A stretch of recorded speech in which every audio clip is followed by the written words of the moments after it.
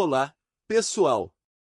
Hoje vamos falar sobre uma das lutas mais lendárias na história das artes marciais mistas, Rickson Gracie contra Yoji Anjo. Vamos explorar os antecedentes, a luta em si e seu impacto duradouro nas MMA. Nos anos 80, a UWF, Universal Wrestling Federation, no Japão introduziu o conceito de chute wrestling, uma mistura de luta livre com artes marciais reais. Para entender completamente o impacto da luta entre Rickson Gracie e Yoji Anjo, precisamos voltar no tempo e explorar a história da UWF. A Universal Wrestling Federation, UWF, foi uma organização japonesa de luta livre profissional dos anos 80 que introduziu o conceito de chute wrestling, combates coreografados que imitavam lutas reais. Embora a UWF tenha falhado como empresa, ela pavimentou o caminho para muitos lutadores se tornarem especialistas em MMA.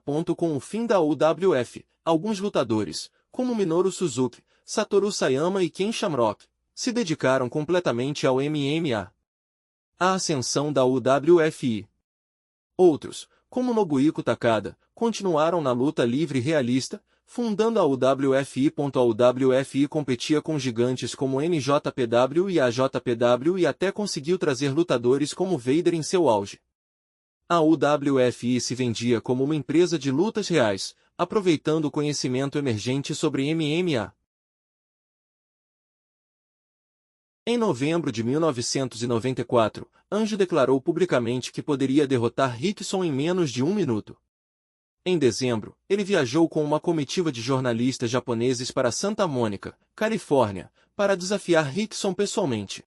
Em 7 de dezembro de 1994, às 11 horas da manhã, o empresário Shinji Sasaki, a tradutora Kate Staggs e o seu lutador Yoji Anjo e um grupo de repórteres japoneses apareceriam sem avisar na Academia Gracie Jiu-Jitsu em Santa Mônica, com Yoji Anjo desafiando Rickson Gracie.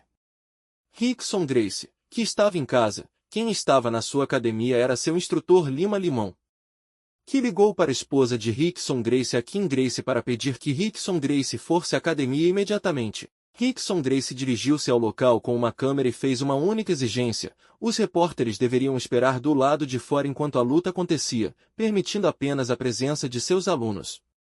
Yoji Anjo desafia Rickson Gracie.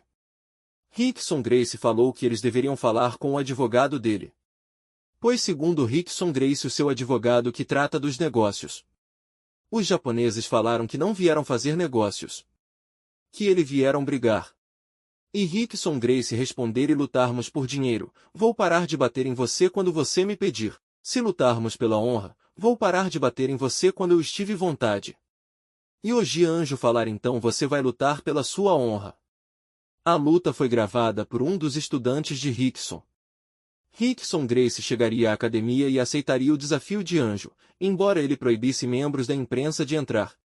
A luta começou com ambos trocando alguns chutes. Rickson Gracie rapidamente conseguiu o agarre e derrubar Yoji Anjo, assumindo a posição de montada. A partir daí, Rickson Gracie dominou completamente Yoji Anjo, deferindo socos na montada que não conseguiu se defender dos golpes rápidos e precisos de Rickson Gracie. Em menos de um minuto, Rickson Gracie tinha total controle da luta. Rickson Gracie prolongou a luta por cerca de 5 a 7 minutos, dando uma surra em Anjo, que não conseguia se defender.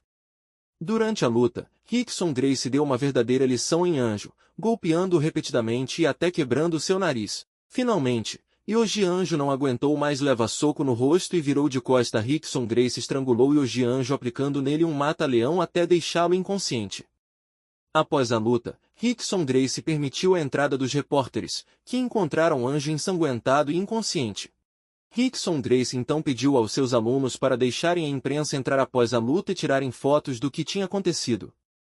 As câmeras capturaram o momento em que o promotor tentava esconder o rosto de Yoji Anjo enquanto ele era carregado para fora da academia com o rosto todo machucado. Yoji Anjo acordou e limpou o rosto. A imprensa tirou muitas fotos dele todo machucado. Rickson Gracie comemorou com seus alunos. A luta foi notícia em várias revistas japonesas.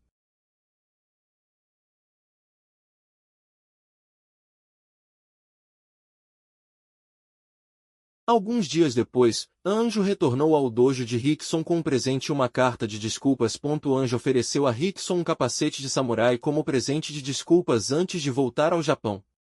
No entanto, ao retornar ao seu país, Anjo afirmou à imprensa que foi atacado pelos Gracie.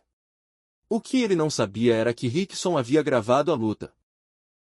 Rickson Gracie logo após a luta também emitiu um comunicado à imprensa americana e japonesa sobre o que tinha ocorrido.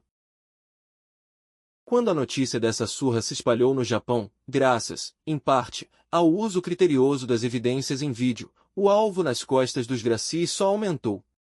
Os japoneses viram o potencial de marketing de uma luta entre o genuíno artista marcial Gracie e o superstar da luta livre profissional Nobuhiko Takada, que era mestre de Anjo, que era uma figura popular no Japão desde os anos 80. Nobuhiko Takada queria defender a honra do pro-wrestling japonês desafiando Rickson, mas sabia que o Gracie nunca concordaria com uma luta combinada. Assim, o combate foi adiado por vários anos. Anos depois, Rickson Gracie vs Nobuhiko Takada aconteceu. Com ele, foi criado um novo evento chamado Pride. O confronto entre Rickson e Takada foi amplamente promovido no Japão, onde o MMA estava começando a ganhar popularidade. A luta foi marcada pelo Pride Fighting Championships 1, o primeiro evento da organização Pride FC, que viria a se tornar uma das maiores e mais respeitadas promoções de MMA do mundo. A luta de Nobuhiko Takada vs Rickson Gracie aconteceu no Pride 1. A luta aconteceu no Tokyo Dome em 10 de novembro de 1997 no Pride 1 em Tóquio, no Japão, diante de uma multidão de aproximadamente 47 mil pessoas. Desde o início, ficou claro que Rickson estava determinado a mostrar a eficácia do jiu-jitsu brasileiro. Ele adotou uma abordagem estratégica, evitando os golpes de Takada e rapidamente levando a luta para o chão, onde se sentia mais confortável. Uma vez no chão, Rickson utilizou seu domínio técnico para controlar Takada. Ele passou para a montada e, eventualmente, conseguiu aplicar uma chave de braço, armlock, forçando Takada a desistir aos 4 minutos e 47 segundos do primeiro round. A vitória foi uma demonstração clara da superioridade do jiu-jitsu brasileiro em combates de MMA na época.